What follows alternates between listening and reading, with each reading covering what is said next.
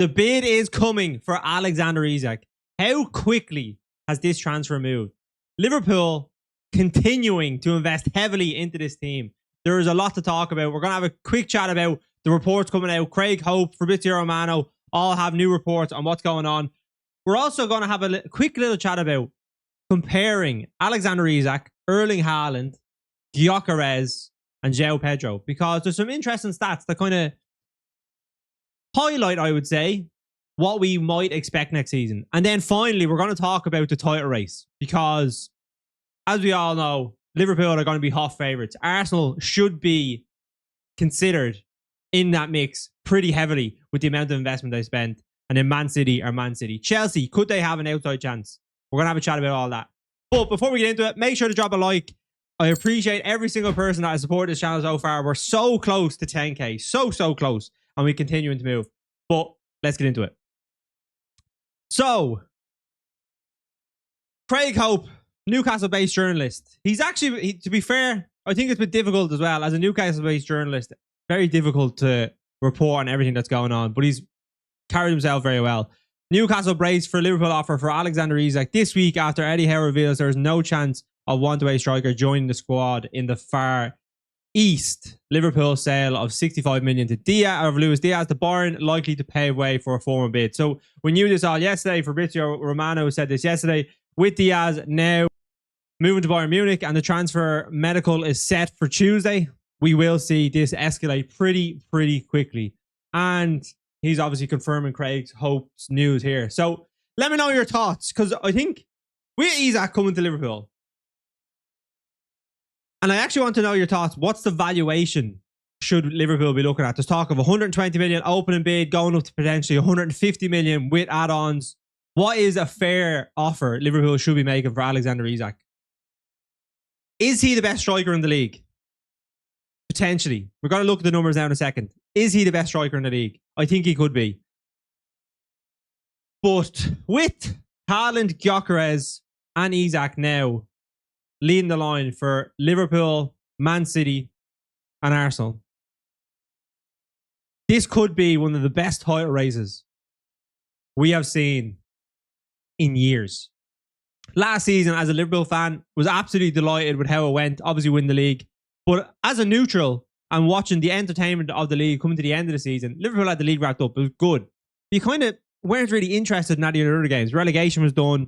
Obviously, Champions League was something that was being fought out. But then it came down to just one game between Chelsea and Forest. So this, three of the top strikers in world football playing for the three biggest clubs in England, going toe-to-toe for the Premier League. It is going to be an absolutely crazy season. We're going to talk about favourites, title favourites as well. So be sure to stick around for that. But let's get into it. The stats. What do the stats say? They do make for an interesting reading, I'm going to be honest. So if we look at here, okay, this is the last three seasons from 2022, 2023, and on. So up until last season. So you can see matches played 106 for Isak, 109 for Haaland, Viktor Gyökeres 113, and João Pedro 99. So we're going to compare the four of them. Now, minutes, Isak was slightly down in comparison to the others. He was similar around to João Pedro. And I think he did pick up a big injury 3 seasons ago, which ruled him out for about 10 games. So that makes sense in terms of the numbers. But overall, the goals are something that stand out a lot. And the assists, if you're looking at it from that perspective. So goals, Isak 62 and 10 assists, and the GA of 72. Haaland 112, Gyökeres 117, João Pedro 49. So he's obviously lagging behind the others. Gyökeres obviously playing in the Portuguese league. You're expecting those numbers to be higher. If he was to drop, say, 25% of that, let's just knock off 25 goals. You're kind of coming down into the region of, say, 90 to 100 goal contributions across 3 seasons, which is still pretty incredible. So Arsenal have their marksman, someone that's going to be able to carry them.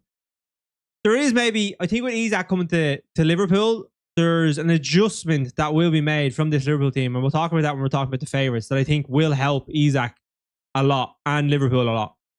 But Haaland, Haaland's Haaland. And I think that's just, he's going to be kind of leading this list normally, especially when you count it in the Premier League. But if you move across then just towards per 90 minutes. You kind of get a bit of a clearer picture. So Haaland is the outright favorite, 0.96 goals per game. But Gyökeres and Isak, you can see it starts to shrink a little bit. 0.72 goals to 0.83, and obviously Gyökeres playing in the Portuguese league.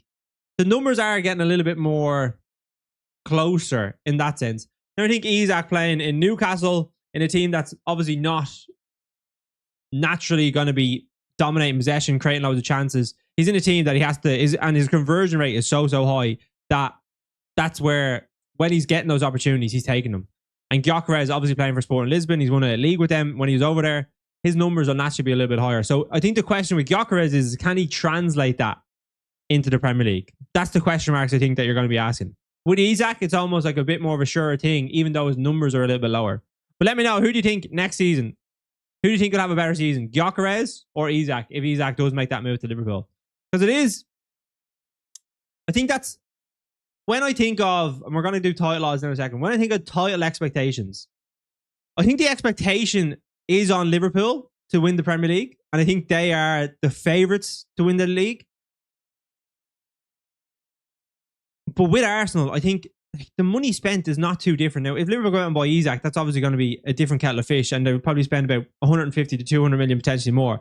But Liverpool have the weight of, the backing of not having the pressure of trying to win a league and a Champions League because they haven't done so before. This team has won Premier League. Salah, Van Dijk, Alisson, Robertson, they've won multiple Premier Leagues. They've won a Champions League. They have a lot more money in the bank, you would say. Similar to like Manchester City last season. Guardiola, when they were going through that rough patch, they were really, really poor. And I think the expectation should be Liverpool as favourites. And I'm going to show you here.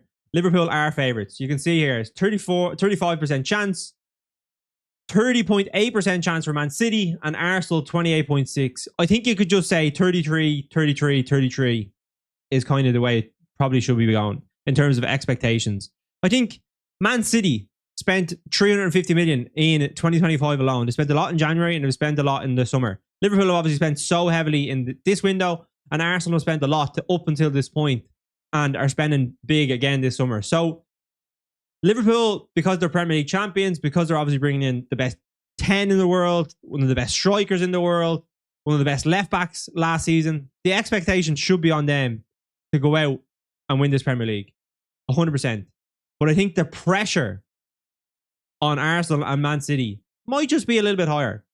I think Arsenal, coming into this 6th season with Arteta, they need a big trophy. An FA Cup and a Carabao Cup is not going to cut it. It will not cut it. 100% not. They need a Premier League or a Champions League. Man City, their expectation with the amount of investment that has gone into that football club is every season they should be winning the Champions League or Premier League. And with Guardiola, he's never, ever went 2 seasons without winning a league. His expectation will be to win a Premier League or Champions League this season. Finishing how they finished last season, the performances that they put in last season from some of the players, that will not be accepted. And I think that adds pressure to them. With Liverpool, obviously they've spent heavily. I understand that. But they've won a league. This is a team that has a lot of quality. And when you go out and sign, obviously Arsenal go out and sign Gyökeres, the expectation would be for him and the pressure would be for him to deliver Arsenal trophies. If Liverpool go out and sign Ekitike, Isak, Wirtz, who's the pressure on? Salah's there. Who is the pressure on? What player is under imminent pressure? I think that it's more weighed out in almost in this crazy way. It's more spread out because they've spent so much money. But let me know what you think. Who has more pressure on them this season? Man City, Arsenal, or Liverpool? I think the expectation should be that Liverpool win the league because of the money spent and obviously being Premier League champions. But I think the pressure might be a little bit more on Man City and Arsenal right now. I really do. But it's going to be an interesting season. This Isak deal is going to move pretty quickly. There's obviously talks of Sesko potentially coming to Newcastle. There's been talks of Jackson. Vissa is someone that they're obviously in talks with Brentford. So I think if Newcastle get one of those deals over the line pretty quickly, then we are going to see this deal move very quickly also. I think Liverpool will want to get this deal over the line. He might even fly out to the tour if it moves that quick, say within this week. But yeah, crazy money. And let me know your guys' thoughts in the comments. But we're gonna cut that there. If you enjoyed the content, make sure to drop a like and subscribe. I really do appreciate it. Continuing more and more content throughout the season. And yeah, how crazy is next year's title race going to be? I am absolutely buzzing for the season start. Cheers, guys. Take it easy.